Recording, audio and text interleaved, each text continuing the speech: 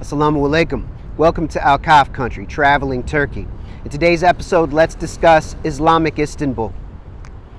So Istanbul is a city of many religions historically and many fascinating places to visit in terms of spirituality and religiosity.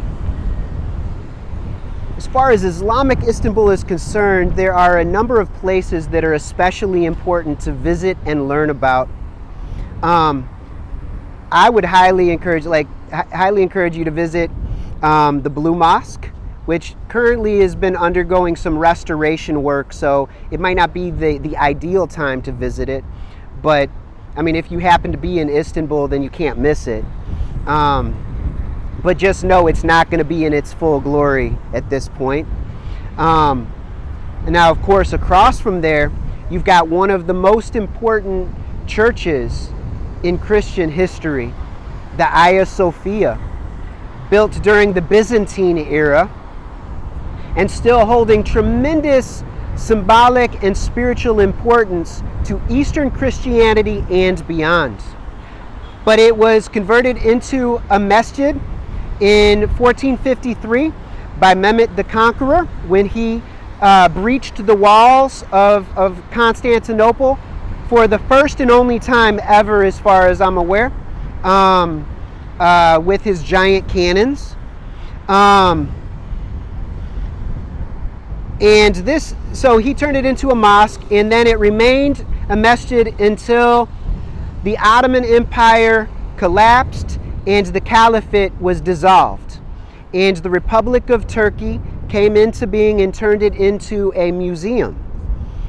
But more recently, it was controversially converted back into a masjid.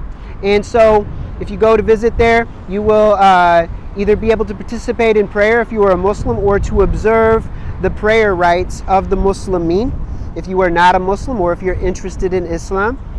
And it's a quite fascinating place for anyone who's interested in history, in architecture, in spirituality. A couple more of my favorites would include the Rustam Pasha, which is one of the jewels of the great master architect and builder Sinan.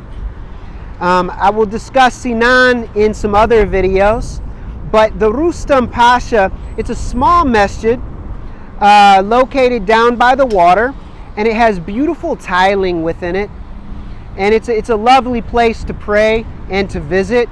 It's got you'll see the Persian influence within it, as well as the classic Osmanli or Ottoman stylistics, and you'll also see the influence of the Hagia Sophia. Another one of my favorites is the Süleymaniye, which is again built by Sinan, and that masjid is quite lovely. You will also find the turbe, or the grave, of Suleiman the Magnificent, the Kanuni, the lawgiver. He was one of the greatest of the Ottoman sultans and rulers. And you will find, and it's interesting because if you go to his tomb, by the entrance, look above it, and you're going to see one of the purported fragments of the black stone from the Kaaba in Mecca. And along those lines, I'll get back to the Süleymaniye, but just there are a number of places, a number of masajid or mosques located here in Istanbul with fragments of the black stone.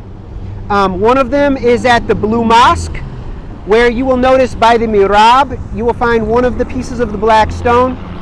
And then right now it's not registering in my memory, but there is one other location here in Istanbul, in old Istanbul, where you will find a number of fragments, including one that you can sometimes touch, and it has several fragments. I think 3 fragments of the black stone. So I think there are 5 fragments of the black stone in total located in Istanbul. And you will also find at the Topkapi Palace Museum, you will find a number of pieces from the Kaaba, Sometimes they have, I believe they have a curtain, the curtain that is draped over the Kaaba, but I think it's on loan right now, maybe to other museums in the world. They have gutters from the Kaaba located there, and they have one of the old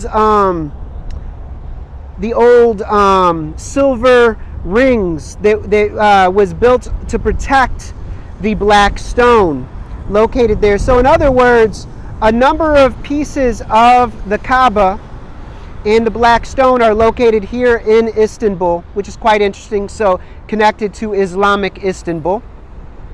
Also here, and I mentioned the Süleymaniye, it is a kulyesi. Now there are a number of kulyesis built around Istanbul and around the former Ottoman holdings, so located here in Turkey. You will find some of Sinan's great work. But the kulyesi model is very fascinating because it's basically like an Islamic center, but a community center as well, and a healing center. You will have a beautiful mosque or masjid as its centerpiece for the community to gather and pray and share information. There will be madrasas located around it, including hadith schools and Quran schools for learning the Quran. You will have schools for young children to learn the Quran, as well as to learn various aspects of reading, writing, and arithmetic. There will be university level classes held in the kulyesis typically. There will be hospitals and hospices for healing. There will be soup kitchens for the poor, and places for people to provide sadaqah and provide service to the community.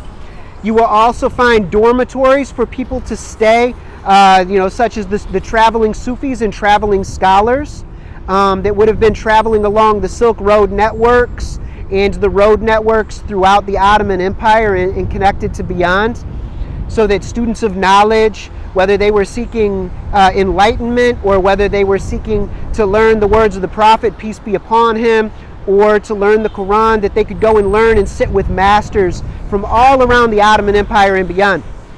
There will be great libraries at kulyesis traditionally. It will be located in a place where water is available and aqueducts connect to. It is built in harmony with nature, and also brilliantly it also exhibits continuity between older civilizations and cultures and religions and new. So though it is typically an Islamic center and has Islamic expression, you also find that because Sinan came from a Christian background and tried to acknowledge his Christian background in his building styles and techniques, you will notice that he's influenced by the Hagia Sophia and by Greek, Roman, Armenian architectural styles. So he's referencing Christianity in his building styles. So there's a continuity between the peoples that are linked by Ibrahim alayhi salam, by peoples that had lived in the region before the Turks. So it's very fascinating because he's a bridge builder quite literally, as well as figuratively. So one other thing that I wanted to point out as far as Islamic Istanbul that you might be interested in if you visit this great city would be things related to Sufism and to Islamic scholarship. There are many madrasas here. Traditionally, the Ottoman Turks were Hanafi in fiqh, in jurisprudence, and in terms of kalam, in terms of theology, they tended to be Maturidi, which has a lot of close connections to the Ash'ari school that is predominant among the Shafi'i school of fiqh, and as well as the Maliki school of fiqh, the school of Medina. So you would find madrasas related to the Hanafi school here. There might have been others that I'm not aware of because of the Ottoman,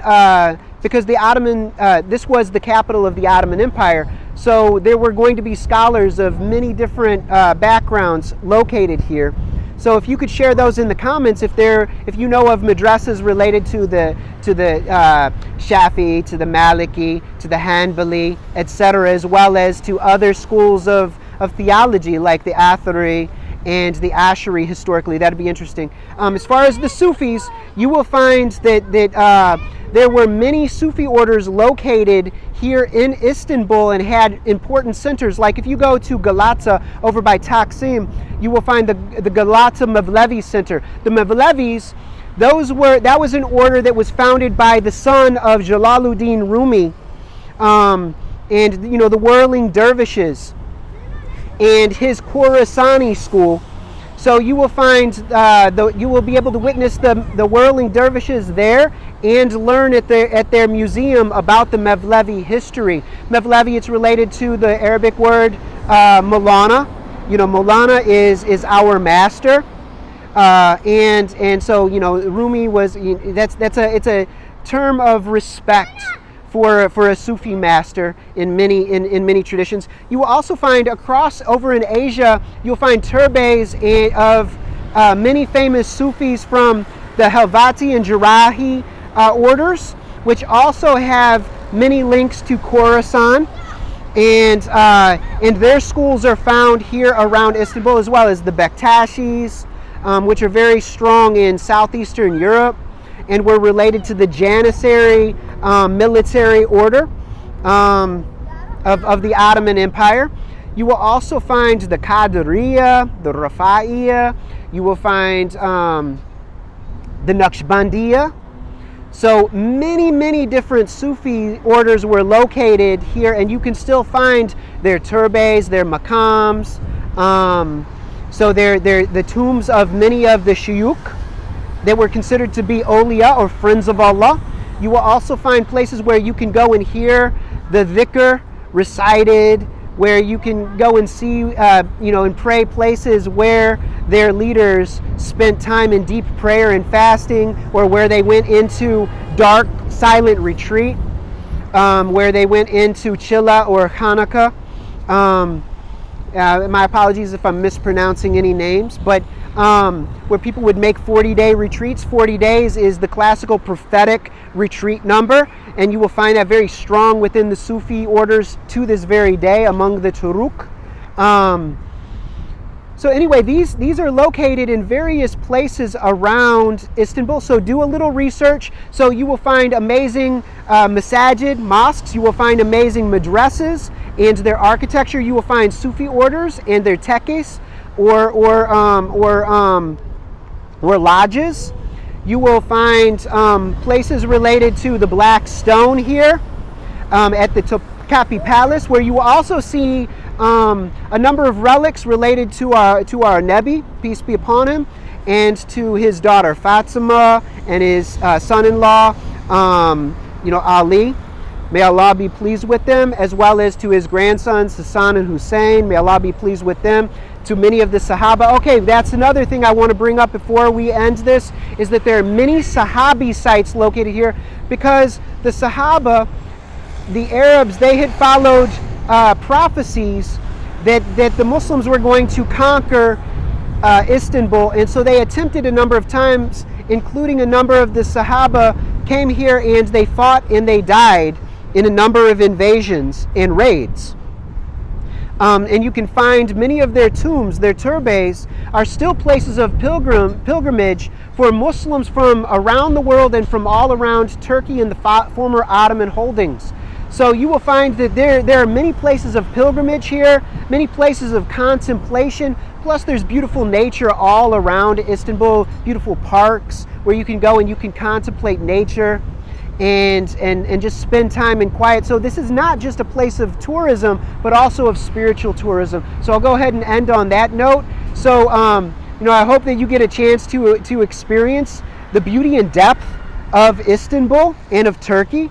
I highly encourage it. This is an amazing place on so many different levels. If you have had any interesting experiences here or have any recommendations for spiritual tourism as well as just tourism in general related to Islam, please share that in the comments. We would love to hear from you and discuss what tradition you might be part of and what you would encourage that people look into and explore. So until next time, assalamu alaikum wa rahmatullahi wa barakatuhu.